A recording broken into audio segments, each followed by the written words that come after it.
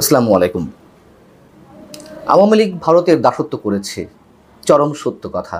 কিন্তু প্রশ্ন হচ্ছে, দাসত্বের বাইরে কি অন্য কোনো নির্বাচিত সরকার বা তত্ত্বাবধায়ক কিংবা অন্তর্বর্তী সরকার কেউ যেতে পেরেছে? এমনকি বর্তমান যে অন্তর্বর্তী সরকার তাদের কথাও যদি বলি, নইলে নরেন্দ্র মোদীর সাথে সাক্ষাতের জন্য একটা বৈঠকের জন্য কেন ইউনূস সরকার এতটা মরিয়া হয়ে উঠেছে? অথবা কথাটা যদি একটু অন্যভাবে বলি, দেশের স্বার্থের কথা কেউ চিন্তা করে না, যে যার এজেন্ডা বাস্তবায়নের জন্য, তাদের লক্ষ্যে যাওয়ার জন্য আমাদের পররাষ্ট্রনীতি আজ পর্যন্ত কেউ একটি স্থির লক্ষ্যের উপরে কিংবা একটা নির্দিষ্ট আদর্শের উপরে দাঁড় করাতে পারেনি।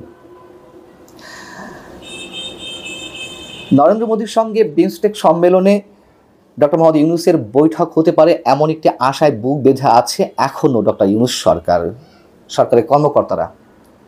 যেই বিমস্টেক সম্মেলন শুরু হচ্ছে একদিন পর থেকেই, 4 এপ্রিল থেকে 3রা এপ্রিল পর্যন্ত ভারতের পক্ষ থেকে কোনো ধরনের কোনো ইঙ্গিত মেলেনি যে এই সম্মেলনের সাইডলাইনে দুই দেশের সরকার প্রধানের মধ্যে কোনো ধরনের কোনো বৈঠক হতে পারে। এমনকি নরেন্দ্র মোদী বৃহস্পতিবার সকালে তিনি তার এক্স হ্যান্ডেলে যে টুইট দিয়েছেন, সেই টুইটে তিনি তার সফরসূচি সম্পর্কে যা জানিয়েছেন তার মধ্যেও ডক্টর মোহাম্মদ ইউনূসের সঙ্গে বৈঠকের কোনো ধরনের কোনো ইনফরমেশন তিনি দেননি, অথবা এটি নেই বিধায় তিনি তা তোলেননি।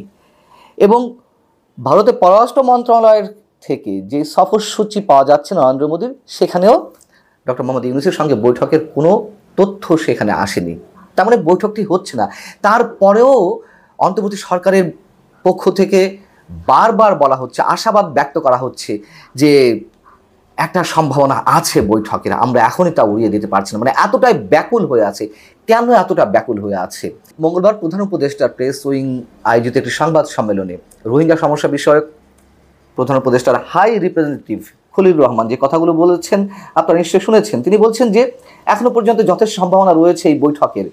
বিমস্টেকের পরবর্তী সভাপতি যেহেতু বাংলাদেশ বা ডক্টর মোহাম্মদ ইউনূস যদি থাকে, তার মেয়াদটি দীর্ঘ হয়, সেই হিসেবে সদস্য রাষ্ট্রগুলোর প্রধানরা প্রধান উপদেষ্টার সঙ্গে দেখা করবেন। যেহেতু পরবর্তী সভাপতি বাংলাদেশ, সেই আলোকে যদি প্রধান উপদেষ্টার সঙ্গে ডক্টর মোহাম্মদ ইউনূসের বৈঠক হয়ে থাকে, আসলে এগুলো কোনো বৈঠক টৈঠক হবে না, একটু হ্যান্ডশেক হবে, ফটো সেশন হবে, এর বাইরে কিছু নয়।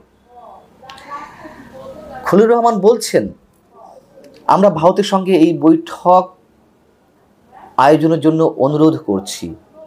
এই বৈঠক নিয়ে আমাদের আশাবাদী হওয়ার যথেষ্ট কারণ আছে। এবং বৈঠক হওয়ার জন্য তো আমরা জানি গত সেপ্টেম্বর থেকে কী প্রাণান্তকর চেষ্টা সরকারের পক্ষ থেকে। জাতিসংঘের যে সাধারণ অধিবেশন ছিল, সেখানে যে বিশ্ব নেতারা গিয়েছিলেন, সেখানেও একটি সাইডলাইন বৈঠকের আয়োজনের জন্য বাংলাদেশ সরকারের পক্ষ থেকে আবেদন জানানো হয়েছিল ভারতের পররাষ্ট্র মন্ত্রণালয়ে। কিন্তু আমাদের প্রধান উপদেষ্টা সেখানে পৌঁছানোর আগেই নরেন্দ্র মোদী সেখান থেকে ব্যাক করে চলে আসেন, অর্থাৎ তখন হয়নি। ইভেন যখন চীনে গেলেন, চীনে যাওয়ার আগেও ভারতের মন রক্ষার জন্য আগে ভারত যেতে চেয়েছিলেন ডক্টর মোহাম্মদ ইউনূস। এই কথা তার প্রেস সচিব মিস্টার শফিকুল আলম নিজে জানিয়েছেন, যা হিন্দুর সঙ্গে সাক্ষাৎকারে। আবার বিমস্টেকের সম্মেলনকে কেন্দ্র করে একটা বৈঠক আয়োজনের যে করজোড়ে আবেদন, আমরা এই কথাটি বলতে বাধ্য হচ্ছি, তাতেও কোনো সাড়া দিচ্ছে না ভারত। এতে কি আমরা খুশি হব? খুশি হওয়া নিশ্চয়ই কোনো কারণ নেই। এতে আমাদের ইগোতে লাগারই কথা। কেউ বলবেন যে ডক্টর মোহাম্মদ ইউনূস ভারতকে এক হাত দেখে দিচ্ছেন, তিনি বুড়ো আঙুল দেখাচ্ছেন ভারতকে, কিছু যায় আসে না ভারত না থাকলে। এসব বালখিল্যতা, এসব অপরিণামদর্শিতার পরিচয়, এসব বক্তব্য, এগুলো বলে কোনো লাভ নেই। ভারতকে আমাদের প্রয়োজন, ভারতের আমাদের প্রয়োজন কোনো কোনো ক্ষেত্রে, কিন্তু আমাদের যতটুকু প্রয়োজন নিশ্চয়ই সেই পরিমাণ প্রয়োজন ভারতের বাংলাদেশের দরকার নেই। ভারতের জন্য বাংলাদেশ যেটি দুশ্চিন্তার কারণ, শুধুমাত্র উগ্রবাদ, জঙ্গিবাদ কিংবা ভারতের নিরাপত্তা বিঘ্নিত করার জন্য তাদের বিচ্ছিন্নতাবাদী যদি বাংলাদেশের ভূখণ্ড ব্যবহার করে কোনো ধরনের কোনো কার্যক্রম চালায়। এখন বিষয় হচ্ছে যে বিমস্টেকের সভাপতি যে বাংলাদেশ হচ্ছে, এটিও সরকারের পক্ষ থেকে এক ধরনের প্রচারণা আমরা দেখতে পাচ্ছি, একটা সূক্ষ্ম প্রচারণা, যে ডক্টর মোহাম্মদ ইউনূস বেশ অনার্ড হয়েছেন যে পরবর্তী 2 বছরের জন্য 2025 থেকে 2026 থেকে ডক্টর মোহাম্মদ ইউনূস বা বাংলাদেশ সভাপতি দায়িত্ব পালন করতে যাচ্ছে। এটা কান্ট্রি ওয়াইজ হয়, এটা ব্যক্তিগত জায়গা থেকে নয়। সার্ককে যেমন এক এক বছর এক এক রাষ্ট্র তারা সভাপতি বা চেয়ারম্যানের দায়িত্ব পালন করে, ঠিক বিমস্টেকেও তাই। যে 7টি দেশ রয়েছে বিমস্টেকের সদস্য বঙ্গোপসাগর কেন্দ্রিক, সেই জায়গা থেকে এক এক রাষ্ট্র এক এক বছর সভাপতি নির্বাচিত হয়। তো এটিকে বড় করে দেখানোর কিছু নেই। এখন কেন ডক্টর মোহাম্মদ ইউনূসের জন্য এতটা গুরুত্বপূর্ণ এই বৈঠকটি? এর আগে যখন সেপ্টেম্বরের দিকে যখন নরেন্দ্র মোদী বৈঠকে সাড়া দিলেন না, তখন অনেকে বলার চেষ্টা করছিলেন যে এটি তার জন্য বিব্রতকর। কি বিব্রতকর? যেহেতু শেখ হাসিনা সেখানে আশ্রিত অবস্থায় রয়েছেন, তাকে ফেরত চাওয়া হতে পারে বাংলাদেশ সরকারের পক্ষ থেকে, কি অ্যান্সার দেবে না দেবে, এই জন্য বৈঠকে তিনি বসছেন না বা সাড়া দিচ্ছেন না। এগুলো কোনো কারণ হতে পারে না। কী হতে পারে? এই দাবি তুললে বা প্রস্তাবটি তুললে সেখানে কি বলবেন নরেন্দ্র মোদী? আমরা দেখছি, ভেবে দেখবো, এই তো এটা বলেও তো পাশ কাটিয়ে যাওয়া যায়। মূল কথা হচ্ছে বাংলাদেশের বর্তমান অন্তর্বর্তী সরকারকে ভারত কোনো প্রকারেই স্বীকৃতি দিচ্ছে না। তাদের রাজনীতিবিদ থেকে শুরু করে সরকারি দল থেকে শুরু করে সেনা প্রধান পর্যন্ত বারবার মনে করিয়ে দিয়েছে নির্বাচিত সরকার না আসা পর্যন্ত বাংলাদেশের সঙ্গে সম্পর্ক স্বাভাবিক হবে না। এবং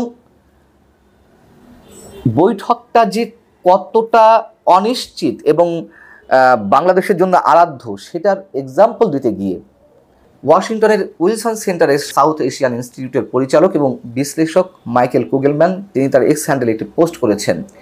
সেই পোস্টটিতে তিনি বলছেন যে যদি মোদির সঙ্গে ইউনূসের বৈঠক হয় সেক্ষেত্রে সেটি হবে ভারত বাংলাদেশের জন্য বিরাট একটি কূটনৈতিক বিজয়, এবং এদিক থেকেও এটি গুরুত্বপূর্ণ হবে যেখানে ডক্টর মোহাম্মদ ইউনূস ভারত সম্পর্কে বিভিন্ন ধরনের আপত্তিকর মন্তব্য করছেন এবং চীন সফরে গিয়ে শি জিনপিংয়ের সামনে ভারতের 7 রাজ্য নিয়ে মন্তব্য করে এলেন। এই ধরনের মন্তব্যের পরেও মোদি যদি সাড়া দিয়ে থাকেন, কোনো ধরনের বৈঠক করে থাকেন, সেটি অন্তর্বর্তী সরকারের জন্য একটা চরম বিজয়, এবং সেটি দেখানোর চেষ্টা করবে নিশ্চিতভাবে। যদি কোনো প্রকার একটি বৈঠক হয় সেক্ষেত্রে অন্তর্বর্তী সরকারের যারা আছেন তারা এটিকে বিশাল একটি অর্জন বলে দেখানোর চেষ্টা করবে। কিন্তু আমার মনে হয় সেই সুযোগটি হচ্ছে না। কোনো ধরনের কোনো বৈঠক আমাদের প্রধান উপদেষ্টার সঙ্গে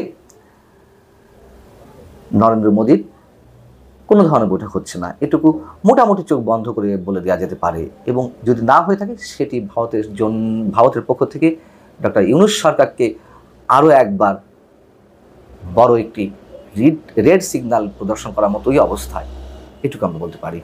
আল্লাহ হাফিজ, ভালো থাকুন সবাই।